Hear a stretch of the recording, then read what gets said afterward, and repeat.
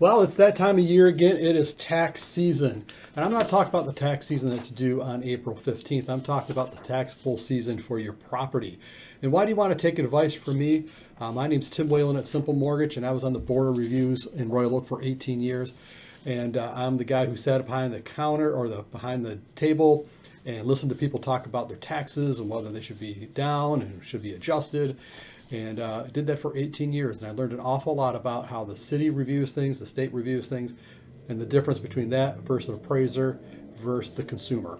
So I've been there. I know what it's like to be on both sides of the fence, actually, because I have argued my taxes myself, especially in the downturn.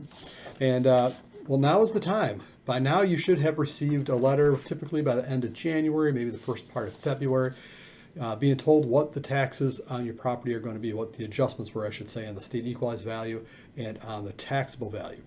This probably applies more to people who bought the house in the last year and a half or so year, making sure that your taxable and SEV are the same, making sure that they're the proper amount.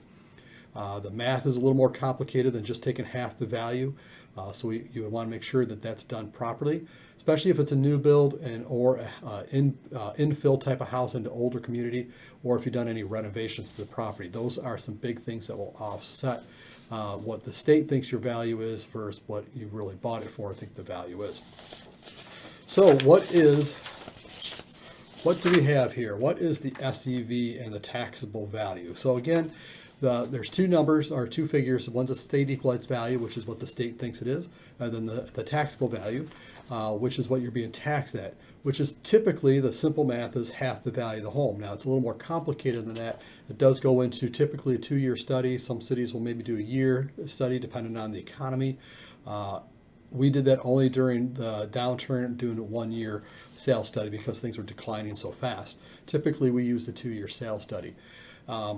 So when you get a property, if you've been in the house for a number of years, your state equals value doesn't impact you at all. You always want to look at the taxable, but you still may want to look and argue your taxable value. This is your opportunity here in March. Again, what is the state equalized value? That is what the state and the city think your property is worth. Really, again, doesn't matter what that is if you've been in the house for a number of years, because it can go through the moon, doesn't impact your taxes, because you're looking at the taxable value. The taxable value is what's been capped when you buy the property, and then it makes its adjustments from there. I think this year's tax is that it can go up as 3.3%, which is the highest it's been in, well, the whole time that I was on the Board of Review. So you want to take a look. If you have any questions on how to go to the board, what information to prepare for it, please give me a call, because it may not be as simple as you think it is, and it's best to go in with the right information, especially if you go in and you tell them something that they don't know about your home that could actually increase the value. So Tim Whalen, Simple Mortgage, and I look forward to talking again soon. Goodbye.